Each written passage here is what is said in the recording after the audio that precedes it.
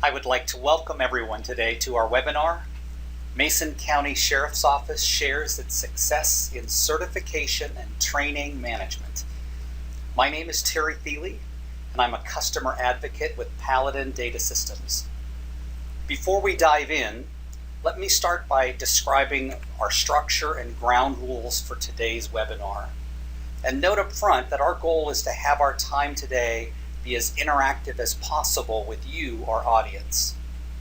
We will plan for no more than 60 minutes today, and as questions are posed during the presentation, we will seek direct feedback and answers to those questions as possible when we go. Please note that you may submit your questions using the chat or questions function on the lower right corner of the GoToWebinar interface. Again, as we go, we'll incorporate questions from the audience, but if due to time constraints we are unable to answer all questions submitted, we will follow up specifically with answers after the webinar for each of you. Now, we're very pleased to have with us Lieutenant Travis Adams, who for the last year has been a power user of ASMI, Paladin's decision support system for workforce readiness. Lieutenant Travis Adams, welcome, and thank you for joining us today. It's a pleasure to have you. Thanks, Terry. Happy to be here. Great. Hey, well, Travis, would you please just begin by providing us all and the audience with a bit about your background and your department? Sure. I work for the Mason County Sheriff's Office here in Washington State. If you don't know where that's at, it's on the Olympic Peninsula. I've been with the department for about 20 years now. Our department has both patrol and corrections personnel. We have about 54 sworn. We have the corrections facility and then all our support staff as well. So we're a department of about 110 plus individuals. Okay, that's great. Well, you've been with the agency for a number of years. Travis, how did your role change over time where you've now become your department's training guru? So I started in patrol and was very interested in defensive tactics, became a master instructor through the state, and then I've been involved with just about every special unit in our department. So I've been involved with everything from the Marine unit to field training to SWAT and defensive tactics. And so I just have a extensive background in the training realm. In the last 4 years, as I've moved into more of an admin role, my responsibilities here have been to, one, maintain the accreditation process for our department. And two, I've worked extensively on integration of technology into the department that would help facilitate the organization and getting things done, making sure that we're keeping up with industry best standards. That's great, Travis. Thanks. So, as a way to perhaps have you set the table for our listeners, will you please describe the background and environment that led to Mason County to look for a tool like ASMI? Our department over the years has had really great instructors, and we've had really great training. Unfortunately, our training has been very siloed. They did their own type of training. They documented it in their own way. They kept the training documentation in their own locations, and the documentation was very fragmented. We recognized that as we moved into the new era of computers and the way things are running nowadays, that the way we were doing business was not working. All we used to have to worry about were lawsuits, and we would have plenty of time if there was a lawsuit to go dig up all the training paperwork. But now, in the days of public disclosure and other things, we recognize that we needed to be much more on top of our training and having that all in one centralized location. So it really kind of required us to refocus on what our training needs were, how we were documenting with their firearms, who hadn't, who needed to qualify with their taser, making sure we are meeting all those accreditation standards and the other things that are we all have to keep track of nowadays as cops. Great, Travis, thank you. Well, for our audience, ASMI is a very powerful tool which can be used in many different ways. So for the sake of our webinar today, we're going to attempt to focus our time today around 4 general ideas or areas. Our first area of discussion has to do with the concept of training data silos versus team collaboration. And so Travis, I know you mentioned it a little bit, but again, what do those concepts mean to you?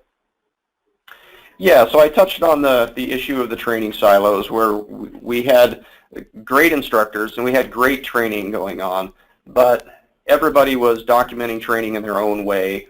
They were housing the training documentation in different locations. Everything was either on paper or on spreadsheets and spread throughout the department. And we recognize that in this day and age with public disclosure and needing to keep on top of certifications for accreditation and all of those things, that we really needed to pull all of that information together so that we had a much better handle on it. Our department's growing. We have more requirements that are dropped on us all the time as far as training concerns, and so we really needed to do that. We started our training committee, I think I mentioned, and we really had to conceptualize how we were going to document training, what was important to us, how we were going to have that training structured, what requirements we were going to have for instructors, and kind of make that a much more cohesive system across the entire organization. So that was kind of the genesis, kind of what moved us in that direction.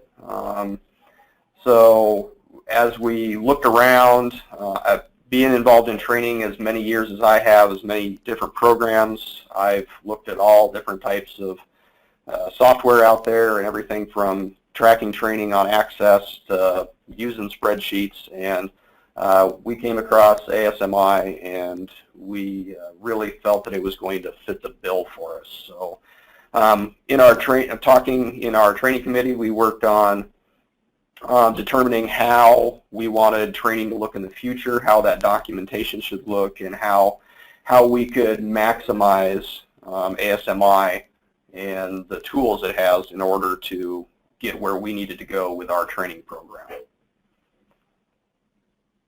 Good. Well, Travis, will you introduce us to your kind of homepage, dashboard, and just kind of give us an overview of the ASMI landscape? Yeah, absolutely. So one of the things that we knew that we needed to do is get a much better handle on assessments, qualifications, who was assigned to what units, and how that all worked together. And one of the things that ASMI has done really well for us is given us a snapshot at any point in time of where people are at with those certifications. Part of that is everybody in our department has a login and access to ASMI, where they have their own homepage, their own dashboard. And it's a little different depending on what your qualifications are, what your routing authorities are, and we'll talk more about that. You should be able to see my homepage at this point. Is that true, Terry? Yes, we see it. Thanks. Great. So everybody in our department has a homepage, and up here at the top of the page, you'll see that my primary duty assignment is listed right up here at the top, and then all of our collateral duties are down below there. So if a deputy is an FTO and they're part of the SWAT team and they're a firearms instructor, those collateral duties would be listed down here. It's very nice for our command staff and other people who are running programs, because they can look up this information and know who belongs to what units, so that we know what our assets are at any time. Another thing that people have on their homepage are notifications, and we'll probably touch on that again a little bit later, but that tells people who have sign-off authorities that they have different things that they need to sign off, whether it's approving training when the training goes through routing, or whether it's approving a person being assigned to a detective unit or a special unit of some kind. In this block down here, this tells the user what their current certifications are, what for us assessments would be, firearms qualifications, and whether or not they're qualified at the time and when they need to redo their qualifications. If you have something that is lapsing or is going to come up on lapse time, it will be listed down here. Those are the primary things that most of the users in our department are looking at most of the time. If we have things in routing, it may not show up on this side, but it will let the user know that it's showing up awaiting a signature.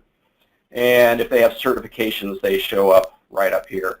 Another thing that we've done is we needed a location to put some of our department information. One of the things that we wanted to be able to house were annual evaluations because it's a requirement for accreditation. So we have part of ASMI partitioned off so that we can put their personnel evaluations in here. No one has access to them unless they get special permission to access those files. And that a file access request will show right down here. So if somebody needed to look at their file, that would show up in their dashboard. Another important part of the employee's dashboard is up here in the details section.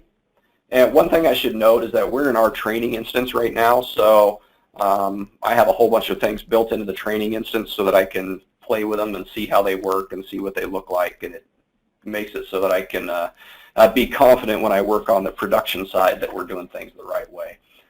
Up here in the detail tab, this is where the officers will go to see their past training, if they have any tasks assigned to them, if they have any accreditations, what they are, their assessments for firearms or whatever you decide to set those assessments up as, and various other things are up here in the detail tab. So it's a good location for the personnel to go in and see what is going on, what's been documented, what hasn't, and keep up on all their qualifications. Yeah, Travis, public records requests or public disclosure requests they're the ultimate challenge. You mentioned that earlier for any agency to kind of meet in any sort of timely fashion. Can we move into kind of the second area we were going to talk about? What did that mean for Mason County before using ASMI versus now that you have ASMI? So I think most departments, I know especially in Washington State, are dealing with the public disclosure request issues. I don't know how it is around the country, but certainly here, lots of timelines that are requirements, information that they can request that we have to provide.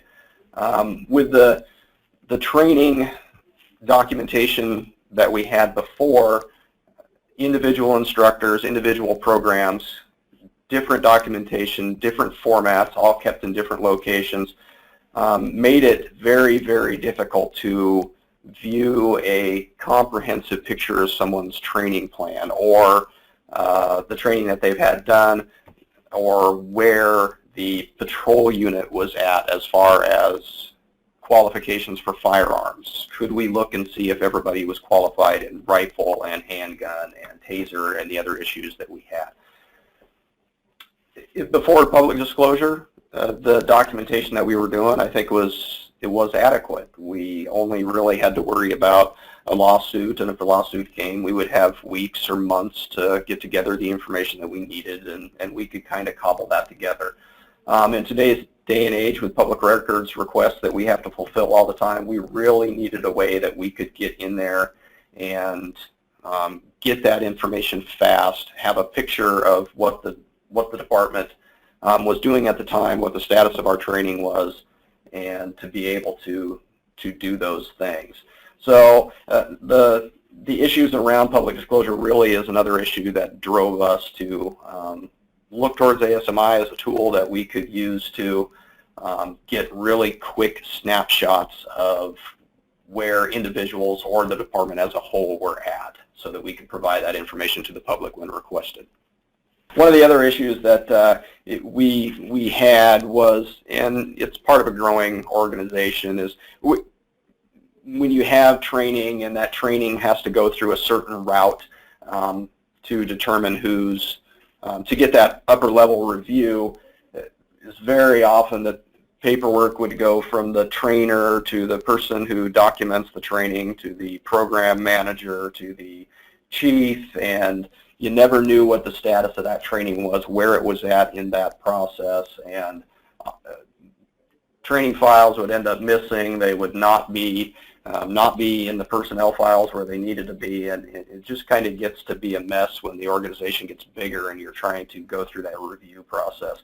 One of the things that's been really nice with ASMI is being able to have that training go through routing right in the system. So once it's documented, it's in the system where we can see it, but it also goes through a routing process where we route that training from one person to another so that we can ensure that everybody sees that. So go ahead, Terry. That was the other point I wanted to make. Yeah, so Lord forbid there was a public records request for you. How easy is it to show your history of training? So very easy to show our history of training. We can look up individual training in the individuals. We can also use our reporting. So I will show you a quick report. I'm going to have to switch over to our actual production side because that's where my best reports are at. Oops, that's the wrong one. So as I switch over here, it's important to know that the reporting is very robust. It pulls data from anywhere in the system that we need it to and puts it in basically any format that we want to have it in. So I have libraries set up. I have my libraries with reports that I use quite frequently. I also have a shared library which we can all use that looks like has 21 reports in it right now. They're just all configured differently depending on what data that we really want at the time and how we would want to pull that data out of the system. So for folks in Washington State, you know that we have to report our training hours to CJTC each year, document that we'd had 24 hours of training for our personnel. So one of the reports that I had done up was a report that shows training for the organization. So it's as simple as deciding what part of the organization I want to know for patrol, selecting a beginning date. So I want to select all of 2015 because that's the year that I'm reporting for. And once I finish selecting those dates, that is pretty much all I have to do. The report that I needed is generated and should pop up here with, what's that? I have no idea what this stuff is. All right, so hang on, I got to pull my report over. There we go. So it generates a report that shows in alphabetical order all the folks in patrol and what their training hours were within the time frame that it was that we put in. 12 pages of records where I can go through and just review where each person is at, how much training they've had, and I can provide that for documentation for the Criminal Justice Training Commission if I need to do that at that time. So reporting is really pretty much that simple. I will say that the reports are very robust. What you can pull out of the system is pretty much anything that you put in there. However, setting up the reports is kind of a complicated process. The nice thing is Paladin has some of the greatest support folks up there. Anytime I have needed a report done, I've just one little section added or something new put in there, or I realized that I needed a report that did something and I don't have that in there. They've created those reports when I've needed them in no time at all and provided those to me. So it's been a great experience working with that. Another type of report you can run is a report that's actually generated in the system here. It doesn't kick out as a PDF. So we document training and put the training in with, we have notes sections in our training, so a lot of times I want to know what's in the notes, so I will run a report that's looking for specific information. So I can run this report as it is right now, and it goes through all of patrol, gives me the individuals, what type of training it was, and provides me the notes section over here so that I can see if that's the training I was looking for, if I was doing a specific search or something along those lines. That's probably a good high-level overview of what the reports are and how they would work. It's probably a good time to segue into talking about the dashboard. You can set up a dashboard which will run reports that you use all the time so that you don't have to go in and look for them. Those reports just auto-generate whenever you open them up. So the information will be provided. So I have a couple reports in here that gives me everybody in the department. It's just a roster of everyone in the organization. I also have a report that runs for me that tells me where everybody's assigned, both their primary and their collateral duties, so I know who's assigned as an FTO or who's assigned to the SWAT team or who's assigned to the search and rescue unit, etc. It can also run reports that provide you information about training. So I have a report here that I ran that doesn't tell me who has done training, it actually tells me who hasn't done training. So for harassment training, every time I document that somebody has gone to harassment training, this report will have one less name on the list and will now tell me who still needs to have that training, and I can set that up however I need to. So the dashboard's a really valuable tool. You can add reports, take them away, you can resize them how you want to, and it works fantastic. If you don't want to log into ASMI, if you just want to have those reports sent to you, which I also do, you can schedule reports, and those reports will send you an email with an attachment with the report on the email attachment, and you can set that up however you want to. So you can see that I have two in here right now. They're scheduled to send to me on Monday mornings at one at 6 o'clock and one at 7 o'clock. And they provide me information on a couple different pieces of training that I care about at that particular time. And you can set those up to email to whoever you want at whatever time you want them to with whatever information you want in the report.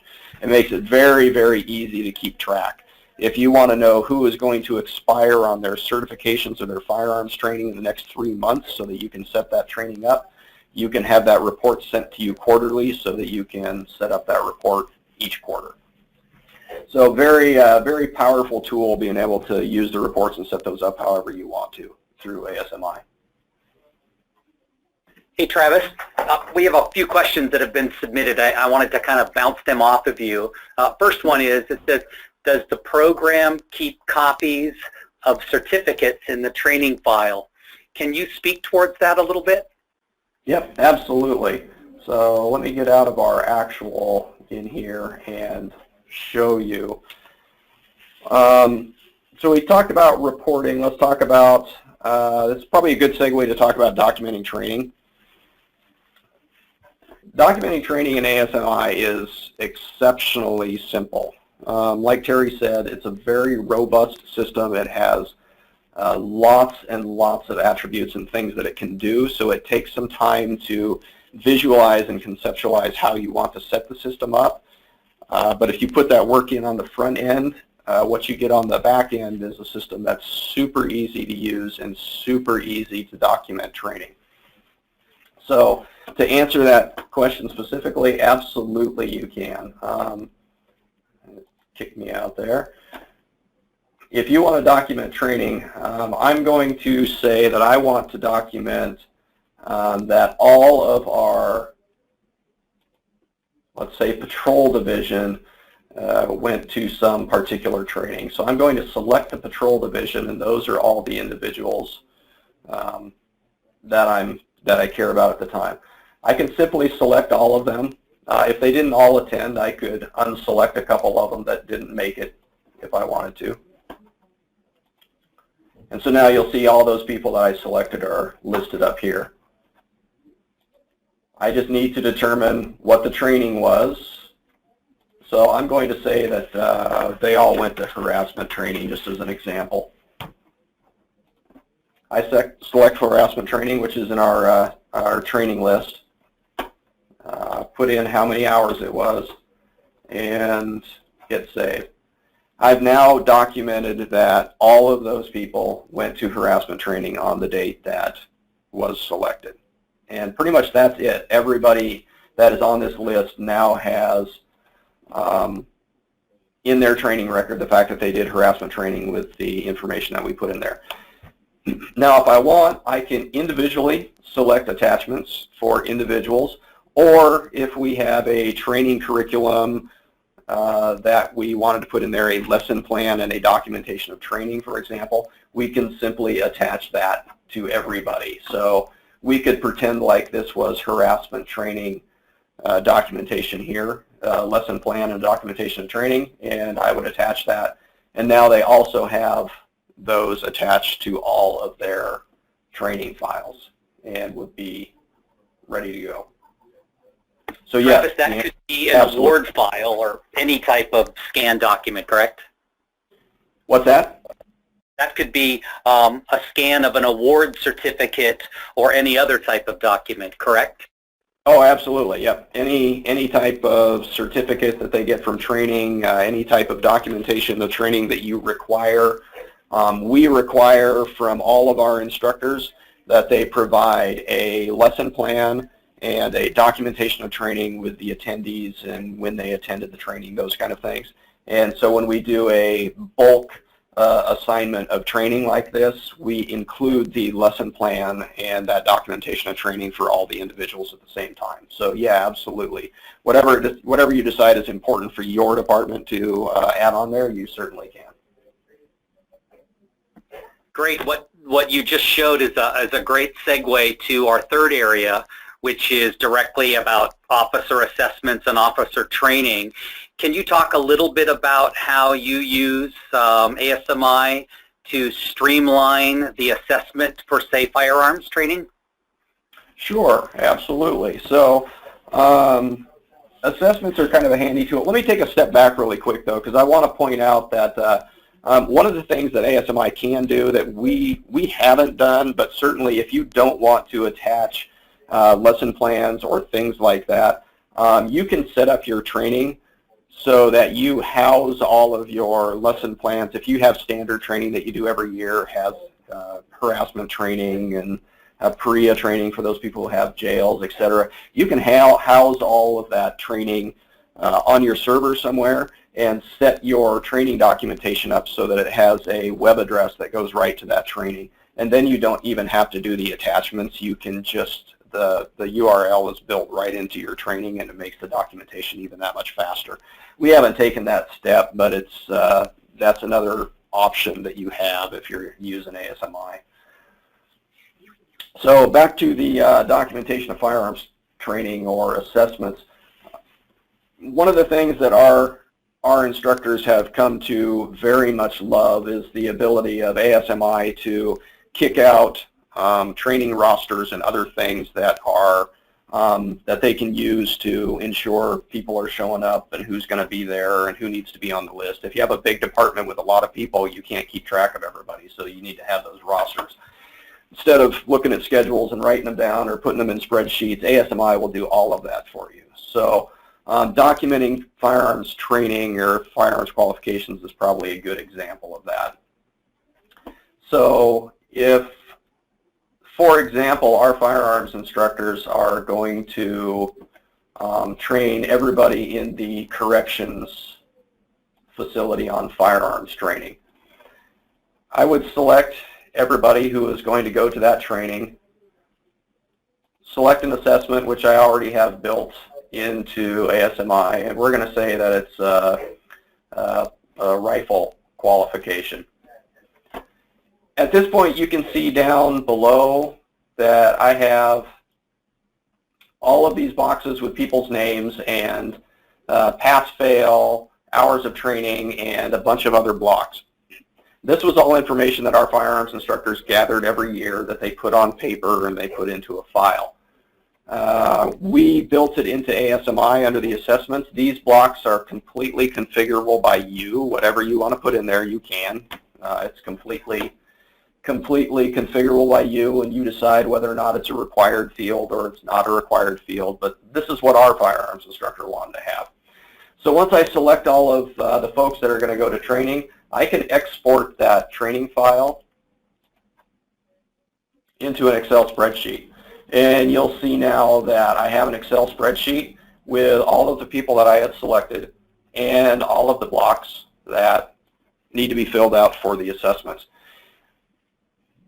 Once I provide this to the instructor, I can just email it to them out on the range as they're going through their training. They take this information and they put it all into the spreadsheet, and they email me the spreadsheet back.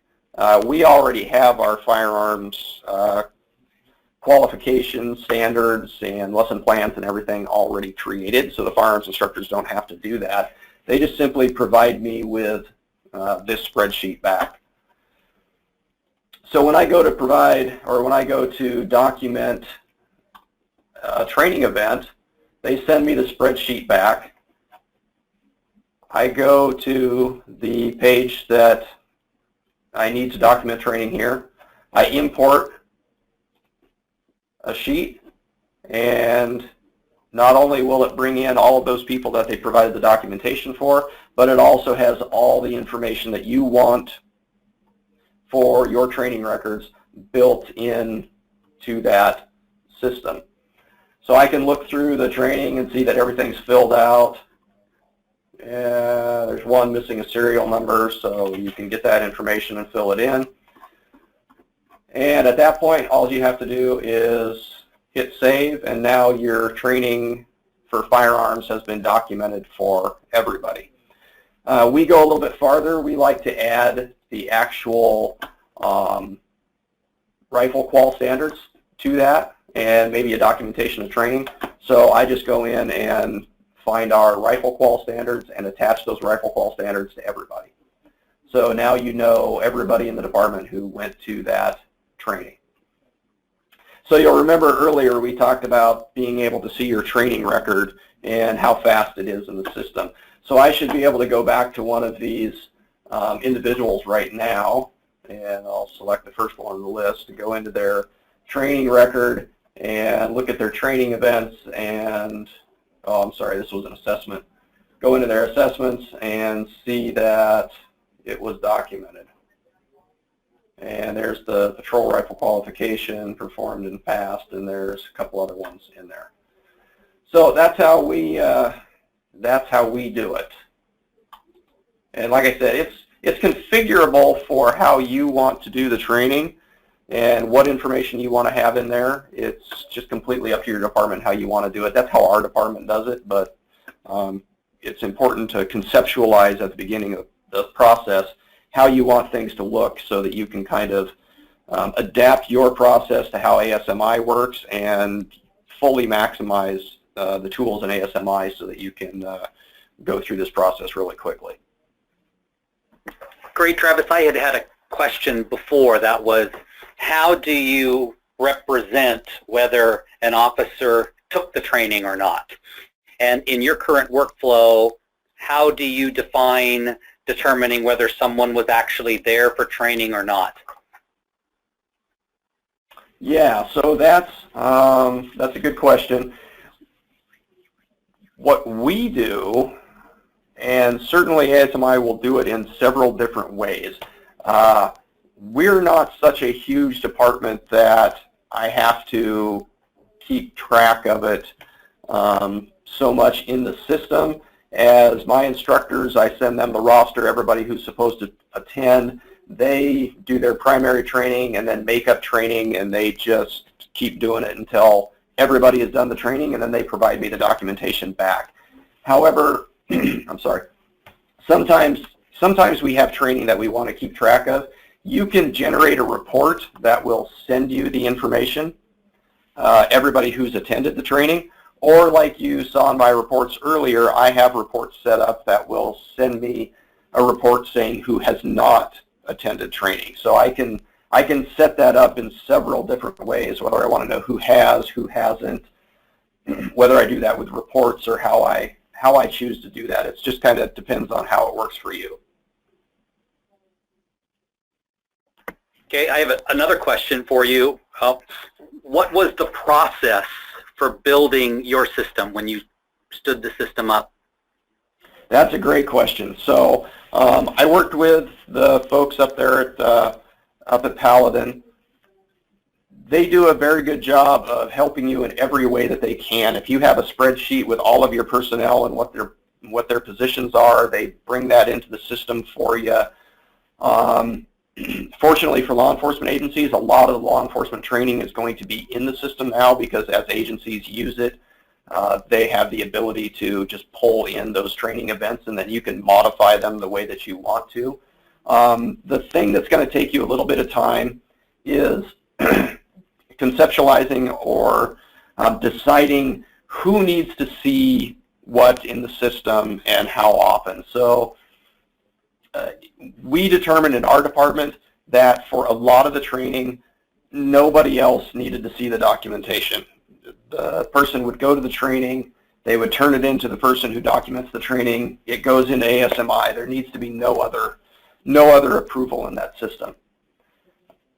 Sorry, I'm having some throat issues here. All right, well, why don't I throw a question at you then? You can think about it. And one question here was, what system are you pulling data for your reports from, and does it pull from Spillman, is the question here. No, Spillman is not at all linked to this. We use Spillman for our primary RMS for the folks doing reports and evidence and all of that. This is specifically for training.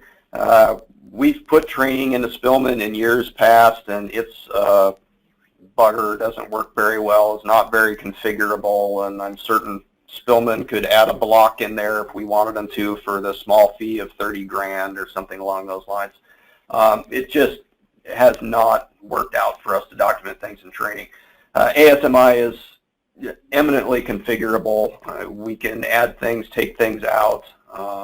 If I can't figure it out, I can call up one of the good folks up there, and they'll probably figure it out in no time flat. So certainly that's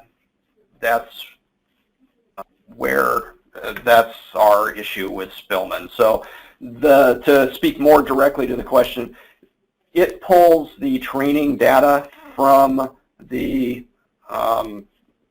offsite. It stores it in the cloud and keeps that data in the ASMI system. So it's pulling from different fields within ASMI. That would probably bring up a good point about what to do with training from before the time that you adopt ASMI. Our department decided that it was not worth the man hours to go back, find every piece of hard copy, turn it into a digital copy, create training records, and go back and rehabilitate that for people who've been around for 30 plus years. We just decided that that was not the best option. What we decided to do is take everybody's training records that we had, turn them into one big digital file so that they could be scrolled through, and then attach that into ASMI. So you'll see here in my training record that right here I have my historical training record. This is hundreds and hundreds of pages of training records for me going back 20 years that we just digitized and attached to ASMI. Going forward, we had a date on which we decided that we were going to start documenting all training into ASMI, and we completely converted over to how we were going to document it in the system. And so those historical training records are there for just that, historical information. If we have some lawsuit that we need to get records that go way back. But what we're finding is as we get farther and farther away from the date that we adopted ASMI and we started documenting all training in there, the more robust that our training documentation has become. So the more and more information that we put in there, the more comprehensive the picture of the organization becomes, the more comprehensive our understanding of what training people have had, who needs to get what assessments, the better we can set up training cycles for people and have ASMI inform us on what training needs to be done at what quarter and all of those things. So that hopefully answers your question in a long way. The data comes from ASMI. It comes from the information that we put in there. So the better the information goes in, the better it's going to come out. Great. That's perfect. And just to add a little bit to that, our system is capable of connecting with other third-party systems that have an API, an application interface, in order to share, receive, or give data to or from ASMI. So that is definitely capable as long as there is an API. Travis, let me throw one more question at you. It's a little longer, but I think you'll be able to understand. It said, my department is also a training academy for the region, so we have officers from outside. We report training to the state. Is there a way to maintain the training files, which include lesson plan, instructor bio, evaluations, roster, etc., or is this system for internal officers only? That's a good question, and I would probably direct you to some of the good folks up there at Paladin to determine how you wanted to do that. I think just conceptualizing it the way I understand it, for instructor bios and other things, probably I would warehouse that information somewhere and connect to it through a URL or something along those lines. But that sounds like a bigger question for Paladin than probably I want to tackle. Yeah, it is as well, too. The system is completely configurable to be able to match your organization. So there would be a better understanding of what the process is that scenario would take, and the system would be able to support that depending on how it goes. Another quick question was on here. What's the initial cost and what are the ongoing costs? And Travis, would you agree that the cost of ASMI is about the cup of coffee per month per officer? And from your perspective, how affordable is that compared to other systems you've seen? Yes, so the cup of coffee per officer per month, yeah, I would say that's about right. But boy, you know, the thing I would point out is, yes, there is a cost to having the system, and yes, you know, it's ongoing. But I will tell you that the amount of time and effort that we now save in man hours and documentation of training and the time that I can spend doing other things, I can take a mountain of training from a month if I want to, and by the time I drink a cup of coffee, I have already documented all that training and moved on to something else in my day, whereas before it would take me much longer to even track down one item of training. If I have a report that I need to run, it's literally going to take me about 4 clicks of the mouse and about 30 seconds to get that information for anybody in the department who needs it. Whereas before, I could have been contacting instructors and moving around the department and trying to find all those pieces of information and pull all that together, and it was man hours intensive. So I would say that the amount that you save on that side of it is hard to quantify, but for us it has been a huge deal, and it gets to be a huger deal as time goes on and we have more and more information in the system and it becomes more robust. So what that's going to look like for you and your department just kind of depends on what your state of training documentation is and you know, how much effort that you're having to put into those kind of things at this time. That's great. We've got a couple follow-ups on that. Is it Starbucks coffee or McDonald's coffee? And so just to kind of address that, it's no more than $4 per month per officer as software as a service. And that ties in to the next question. It says, you mentioned the cloud. Is the data stored locally or in the Paladin cloud? It's actually not the Paladin cloud, it's the Amazon cloud, AWS, and it's the same scenario and setup that's used by the Department of Defense. Yep, that's exactly right. That's my understanding. Okay. Yeah, and they were asking, there's another follow-up here is what's the startup cost in dollars and ongoing cost in dollars? And maybe I can address that to start, but we have the software as a service model where you pay per tracked officer, and that is what is the recurring cost every year. And the power of that is your cost does not change as we listen to our customers and add new functionality. Our clients simply receive that functionality as they go forward. And we're working on capability right now for daily field observation reports, and that's a great capability, and our current customers are just going to be able to receive that in follow-up. Yeah, and I would just kind of jump onto that bandwagon there and say that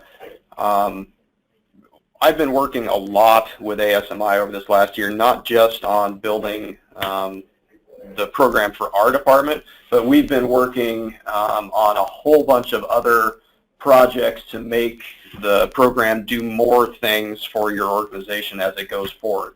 Everything from, like Terry just mentioned, building the FTO daily observation reports into the program. I just went up and kind of looked at the initial beta version that they're working on right now and talked about some of the features that we could have so that the FTO can log on to Paladin. They can fill out a DOR just like they recognize it now. They can route it right to their greenhorn. They can sign off on it, route it right to the FTO program manager, and it documents it right into ASMI. There's no more paper running around. There's no more going back to try and figure out what was going on in the DORs by tracking down the book.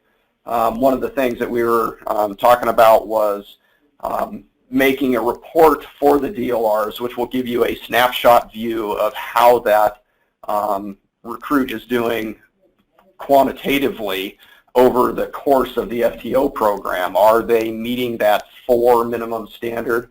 Are they below a standard in a certain area? And if they are, being able to click right on that certain area and dive down and see what the specific issues are that they're having, rather than having to go back and read every DOR and flip through them and just kind of getting a overall general guess of what's going on, I guess is a good way to put it. We're looking at building in a way to track department accreditation standards so that you can do your accreditation tracking within the system. Department shift schedules and do shift scheduling within ASMI. They already have some of that built now, and we're kind of looking at how to make that work for law enforcement so that it's another tool. So every day, Paladin's working really hard to ensure that they're looking at different ways they can make this a more comprehensive tool beyond just that training tracking. And so they're moving in really positive directions in that way. And once you sign on, all of those features and services just get added to your program as the program gets modified and made better. Okay, great. Well, I just want to be mindful of our time. We've got about 8 more minutes remaining, and I just want to let everybody know we are caught up on questions. So if you would like to submit a question, please feel free to do so. I would like to address the ongoing cost and the initial costs. Obviously, forces range in size from 30, 20 officers up to thousands. So the initial setup costs for an implementation could be anywhere between $5,000 to $100,000, depending on the level of effort to build that organization. That said, I would like to mention that Paladin is currently offering through the end of March a zero onboarding cost capability, where simply for the cost of the software as a service per officer price, we will help you with remote installation and remote training to stand up the system for you. So that can really mean a savings from averaging about $15,000 on up, depending on the size of the organization and the level of effort to build that up. Great, Travis, any other questions or any other points you'd like to be able to make as we're beginning to think about wrapping up? Yeah, just for a second, I'd jump back to the discussion I was having earlier about conceptualizing how you're going to work with Paladin and set the system up. One of the things that I was talking about earlier is they do a really good job of helping you incorporate personnel into the department, and you'll be able to import a lot of those training items that are already set up. The challenge on your side will be looking at who has individual authorities and who really needs to see information. And that's important because we determined in our department that a lot of the training only had to go to the training person who does the training documentation, but there's some training like high liability, SWAT, firearms qualifications, those things that really needed to have a routing. And so we wanted to make sure that our training supervisors, the patrol operations lieutenant, and the chief all had the opportunity to review that. Another thing that you want to review probably is who gets assigned to what positions. And so some of the time that you'll be spending that will be the work for you is working with your staff to determine how you want to set up that routing in your department. Because when you get training, in my dashboard, for example, you'll see that I have alerts, and that's telling me that some people went to TASER training. Well, I have to approve that because we determined that that was a high liability area. We wanted to know who was getting that training and that it goes through a certain routing. So when I sign off on these, it'll be routed off to the chief. Or if we have sign-offs for people being assigned to something, somebody being assigned as the SWAT team leader is a collateral duty or some of those things.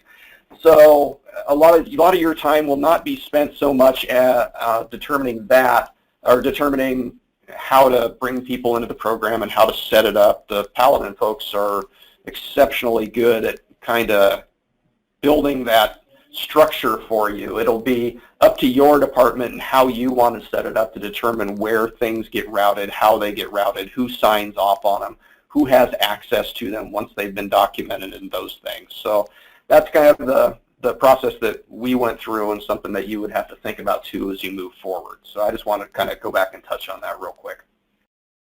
Travis, was there any last thing that you wanted to comment on? No, the one thing I would say is I think they posted my email address. Feel free to email me if you have any further questions. I'll give you a no BS answer. I'll give you a call and we'll talk about it.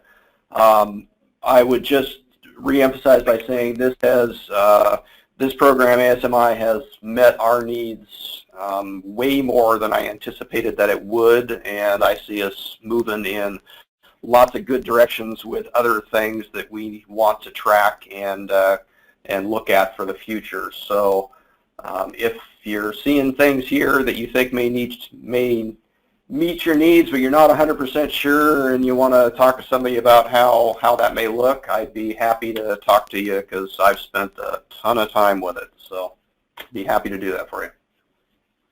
Well, Travis, you certainly are a power user, if I must say so myself. But Travis, I want to thank you very much for your time today and for providing our audience kind of a look inside what you built there at Mason County using the ASMI platform.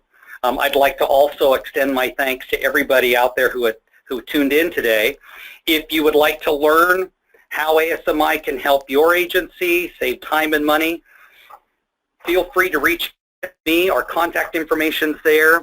You can sign up for your own personalized demonstration via our website, or you can reach out to me.